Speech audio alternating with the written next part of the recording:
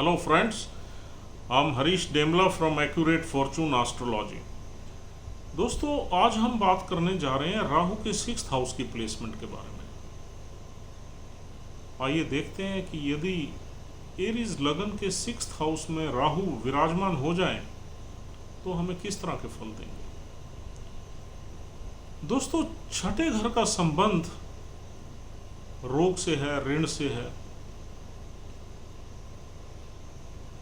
And enemies से है, obstacle से है, ऑब्स्ट्रक्शन से है, रोज़मर्रा ज़िंदगी की मुश्किलों से है और हमारी नौकरी से है, या हम अपने काम में किसी को सर्विस दे रहे हैं उसका संबंध भी छठे घर से है और हम अपने मामा को भी इसी हाउस से ही देखते हैं, यानी कि this is a house of our maternal uncles.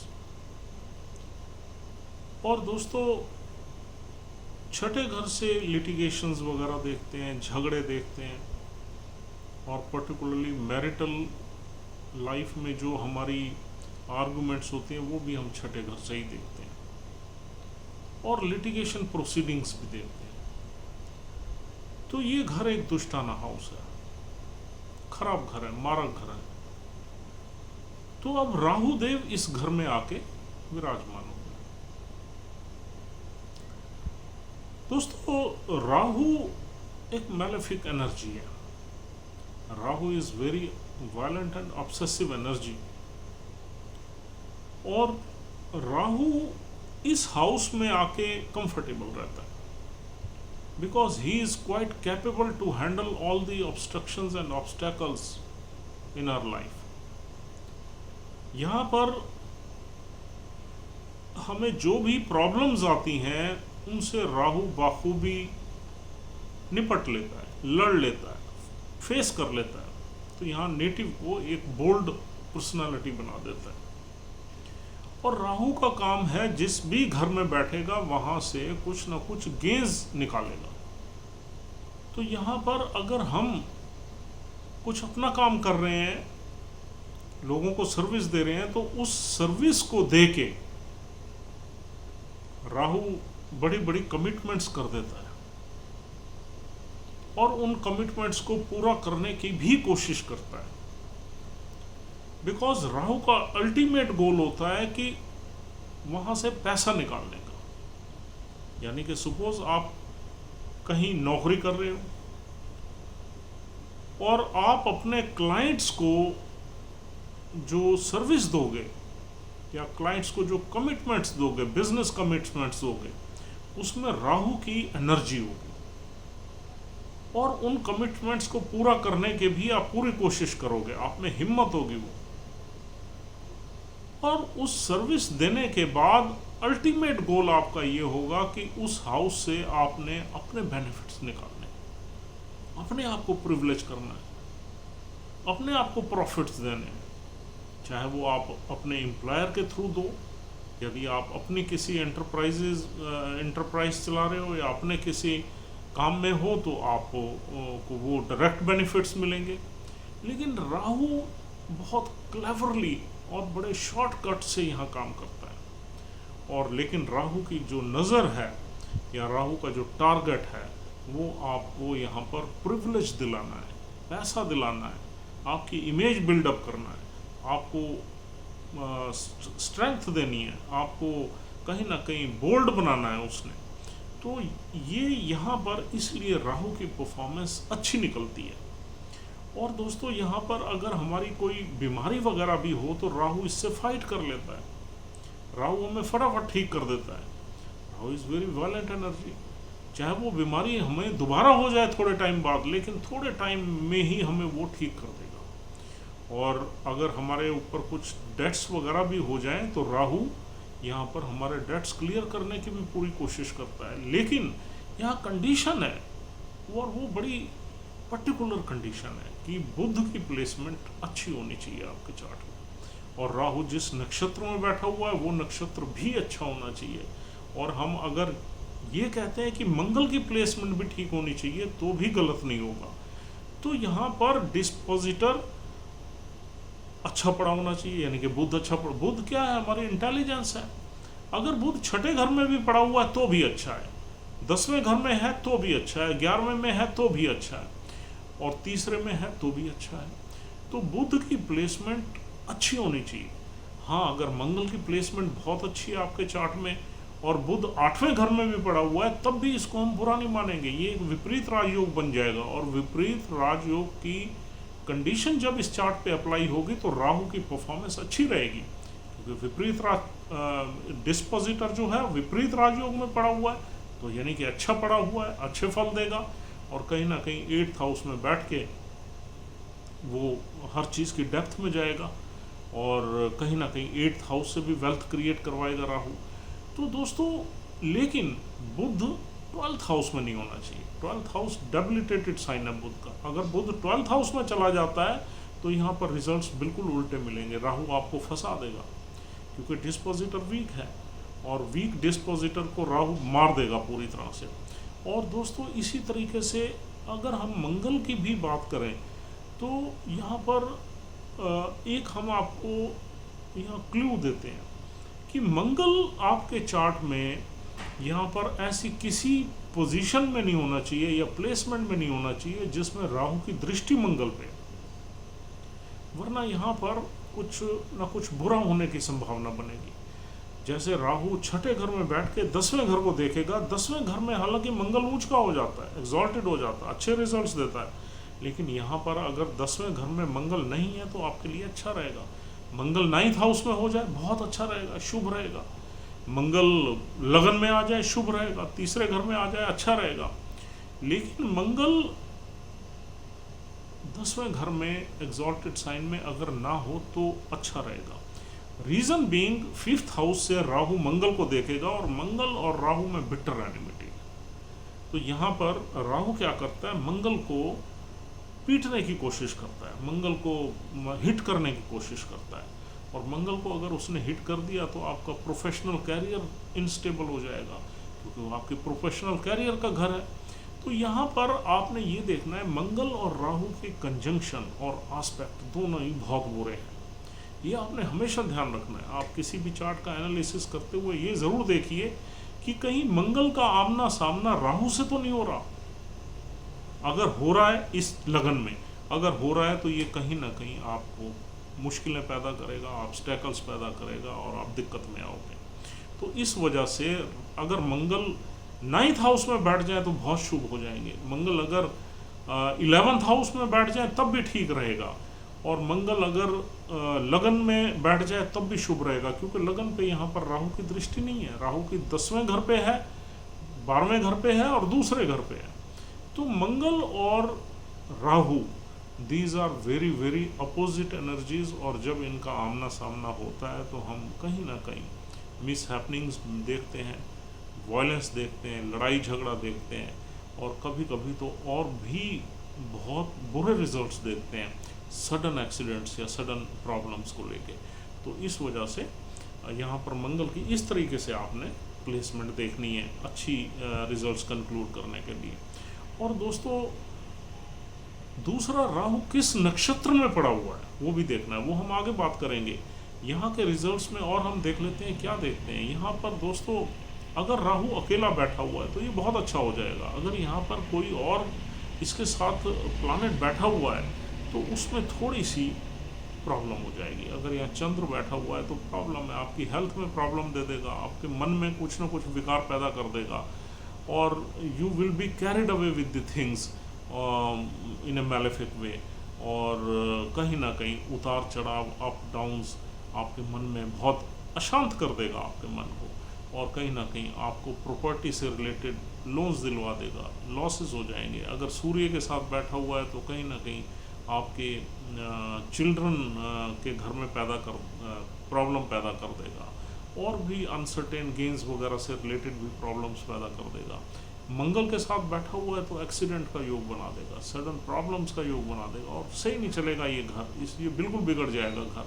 दुनिया भर के लोन्स वगैरह चढ़वा देगा आप पे, और कोई ना कोई ब्लड से रिलेटेड बीमारी भी दिलवा देगा। तो इस तरीके से यहाँ पर कंजंक्शन जो है, क्योंकि इस चार्ट में जितने भी पॉजिटिव प्लैनेट्स हैं, यानी कि मंगल, सूर्य, चंद्र, गुरु, यही 4 प्लैनेट्स बहुत पॉजिटिव हैं एरीज लगन में, कारक प्लैनेट्स हैं। अगर इनमें से कोई भी प्लैनेट यहाँ राहु के साथ बैठ गया तो हम ये कह सकते हैं कि रिजल्ट्स आपको अच्छे नहीं मिलेंगे। हाँ, अगर बुध के साथ बैठ गया तो रिजल्ट्स अच्छे मिलेंगे। वो आदमी बहुत डिटेल्ड ओरिएंटेड हो जाएगा, एनालिटिकल हो जाएगा, और कहीं ना कहीं कम्युनिकेशन उसकी अच्छी हो जाएगी, इम्प्रेसिव हो जाएगी। तो राहु यहाँ आपकी डिसीज से आपको जल्दी ठीक कराएगा। आपके डेट्स वगैरह, अगर अकेला बैठा हुआ है तो डेट्स वगैरह के में भी आपको कहीं ना कहीं उससे जो है ये ब्लेस करेगा और छुड़वाएगा। डेट्स वगैरह रिपे करने की जल्दी आप करोगे, और आपको कहीं ना कहीं लिटिगेशन में भी ये आपको जितवाएगा। और अगर यहाँ गुरु बैठ जाए तो भी हम ऐसा मान सकते हैं कि लिटिगेशन के केसेस में जितवा देगा, क्योंकि गुरु is a I mean Lord of wisdom, और लिटिगेशन के घर में बैठा है, इधर से राहु बैठा है। राहु इज़ वेरी वेल, हालांकि गुरु चंडाल योग पैदा होगा, लेकिन लिटिगेशन के केस में ये दोनों एनर्जी पॉजिटिव प्ले करती हैं। एक तरफ माइंड चलता है, दूसरी तरफ एग्रेशन चलता है, और हिम्मत चलती है, ताकत चलती है। तो वो दोनों आपको रिजल्ट्स अच्छे देंगे। और आगे देखा जाए तो यहाँ से हम अपनी नौकरी देखते हैं। नौकरी के केस में ये हमेशा ही आपको अपने टारगेट्स या जो गोल्स हैं, या डेली टारगेट्स हैं, या मंथली टारगेट्स हैं, उनको पूरा करवाएगा, और बड़े इजीली करवाएगा। यहाँ पर नेगेटिव बड़ा काम होगा, जिसके भी चार्ट में ये योग है, अगर यहाँ अकेला राहु बैठा हुआ है तो आपके टारगेट्स वारगेट्स आराम से पूरे करवाएगा ये। और इसमें इतनी इसमें एनर्जी और क्लेवरनेस और शॉर्टकट्स और इन्फ्लुएंस रहेगा। ये बड़ा पावरफुल प्लेसमेंट है। वो अपने कस्टमर से पैसा निकालने में, अपने टारगेट्स पूरा करने में, या उनकी बिजनेस निकालने में, उनको अगर कोई सेल वगैरह है उनको करवाने में, यहाँ पर नेटिव को कोई प्रॉब्लम नहीं होगी। He will be at cool, और ये सारी चीज़ें राहु करवा देगा, because Rahu is such energy, बहुत मैजिकल एनर्जी है। लेकिन दोस्तों यहाँ पर अगर ये एफ्लिक्टेड हाउस है तो ये बहुत ही फिर गलत रिजल्ट्स देगा। ये एफ्लिक्ट हो गया अगर, यानी कि यहाँ पर मंगल वगैरह जैसे प्लैनेट आ गए, या सूर्य आ गया, या चंद्र आ गया, या तो एफ्लिक्शन हो जाएगा। तो आपको फिर बुरे रिजल्ट्स यहाँ मिलने के योग बने, या बुध की प्लेसमेंट 12वें घर में हो गई तो बहुत ही ज़्यादा दिक्कत हो जाएगी।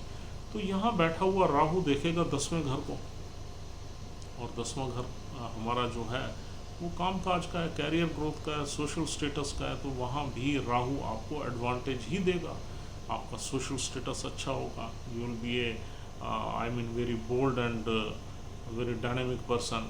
तो आप में दम होगा, आप जहाँ बैठोगे आपकी बात वगैरह को सुना जाएगा। और यानी कि राहु सैटर्न का घर है, तो राहु अच्छा परफॉर्म करेगा, और आपकी रिलेशनशिप कहीं ना कहीं इन्फ्लुएंशियल लोगों से भी करवाएगा, उठना बैठना करवाएगा, और किसी भी तरीके से आपके प्रोफेशनल ग्रोथ में सपोर्ट करेगा यहाँ बैठा हुआ राहु। और राहु की 7th आस्पेक्ट 12वें घर पे रहेगी। 12वें घर में केतु रहेगा, तो 12वें घर में केतु का होल्ड है, और केतु के वहाँ बैठने से डिफरेंट रिजल्ट्स हैं। राहु का कोई लेना देना नहीं है। हालांकि आप कुछ भी कह दो, लेकिन राहु और केतु हैं तो नॉर्थ और south node of the moon, लेकिन Ketu is a different energy, Rahu is a different energy. तो जब केतु सामने 12वें घर में बैठा हुआ है तो हम ये कह सकते हैं कि वहाँ पूरा केतु का होल्ड है, राहु का होल्ड कुछ नहीं है वहाँ पर। राहु का होल्ड रहेगा जहाँ बैठा हुआ है 5वें घर में और 9वें घर में। 9वां घर किसका है? वेल्थ का है, फैमिली का है। तो यहाँ पर राहु जो है आपको अपने फैमिली से दूर ले जाके सेटल कर सकता है, फॉरेन कंट्री में सेटल कर सकता है, या अपने घर से दूर सेटल कर सकता है। और वेल्थ के मामले में राहु यहाँ पर ब्लेस करेगा आपको कहीं ना कहीं, बिकॉज राहु का अल्टीमेट गोल ही वेल्थ लेना है, वेल्थ निकालना है जहाँ भी है वो। तो ये घर तो डेफिनेटली हमारा जो है ऐसा है जहाँ से हम डेली लाइफ देखते हैं, अपना काम देखते हैं, सर्विस देखते हैं। तो यहाँ से राहु ने वेल्थ निकालनी और आपको कहीं ना कहीं सपोर्ट करना है। तो राहु दोस्तों यहाँ मिलेगा उत्तर फाल्गुनी नक्षत्र में 10 डिग्री तक। अगर वो 0 से 10 डिग्री तक है तो उत्तर फाल्गुनी नक्षत्र में मिलेगा, जो सूर्य का है।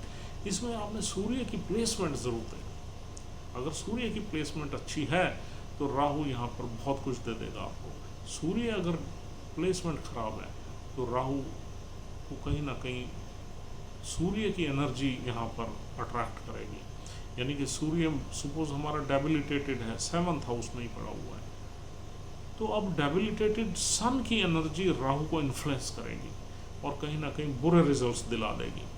और अगर सूर्य कहीं बली है आपके चार्ट में तो डेफिनेटली यहाँ पर राहु अच्छे रिजल्ट्स देगा। यहाँ पर दोबारा हम ये एक ऐसी पर्टिकुलर पोजीशन है जहाँ हम दोबारा कहेंगे कि सूर्य 10वें घर में ना हो तो अच्छा है, मंगल 10वें घर में ना हो तो अच्छा है, क्योंकि राहु का आस्पेक्ट जो है वो कहीं ना कहीं वो अपने एनिमी पे पड़ेगा, और जब एनिमी पे कोई आस्पेक्ट पड़ता है तो वहाँ पर टग ऑफ वार वगैरह हम देखते हैं, कुछ ना कुछ अफेक्ट करता है। तो इसलिए हालांकि सूर्य बहुत बली हो जाते हैं 10वें घर में, लेकिन फिर भी अगर सूर्य 5वें घर में बैठे हुए हैं, पहले घर में बैठे हुए हैं, 9वें घर में बैठे हुए हैं, तो या चौथे घर में, तो बहुत अच्छे रिजल्ट्स मिलेंगे।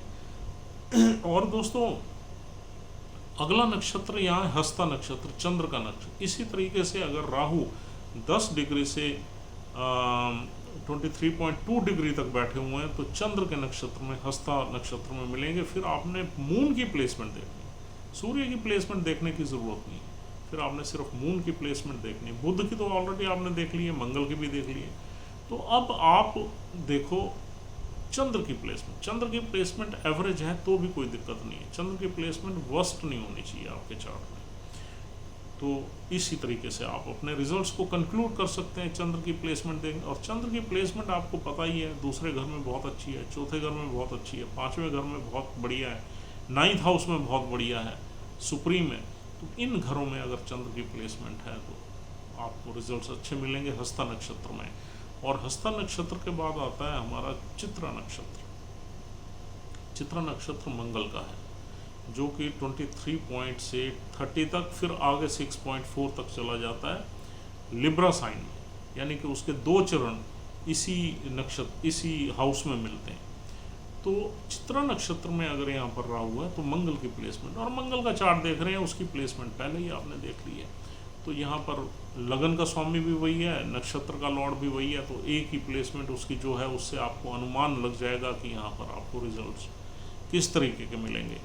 तो ओवरऑल अगर हम दोस्तों कंक्लूड करें तो ये एक अच्छी प्लेसमेंट मानी जाती है। यहाँ पर एक मैलिफिक प्लैनेट मैलिफिक एनर्जी में है, तो यहाँ पर पॉजिटिव रिजल्ट्स देगा, और यहाँ पर आपको बोल्ड बना देगा, डायनामिक बना देगा, और अपनी काम को निकालने में, अपने टारगेट्स को पूरा करने में, अपने गोल्स को पूरा करने में आपको बिल्कुल कोई दिक्कत नहीं होगी, और आप you will go very dynamically in your professional life, और आप राइज करते चले जाओगे टाइम के साथ साथ। तो इस तरह के फल राहु आपको यहाँ ज़रूर देगा। तो दोस्तों उम्मीद करता हूँ ये डिस्कशन आपके लिए यूज़फुल है, and you are connecting your chart to this discussion if this placement is happening in your horoscope. And as usual, my number is 9899105355. If you want to contact me for any astrological consultation, you can dial this number. And if you want to take any consultation regarding gemstones, or you want to wear any gemstone which is lucky for you, then you can contact my son Samarth Demla in Mumbai. His number is 7715827000, 7715827000. You can contact him directly, giving my reference, and have a word with him regarding any query of gemstones.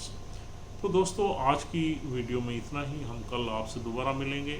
अगर आपको हमारी videos अच्छी लग रही हैं तो आप हमारा चैनल सब्सक्राइब ज़रूर कीजिए और इमीडिएटली कीजिए। Try to share our videos to your friends and families, and we'll see you tomorrow. Have a nice time and goodbye. Thank you.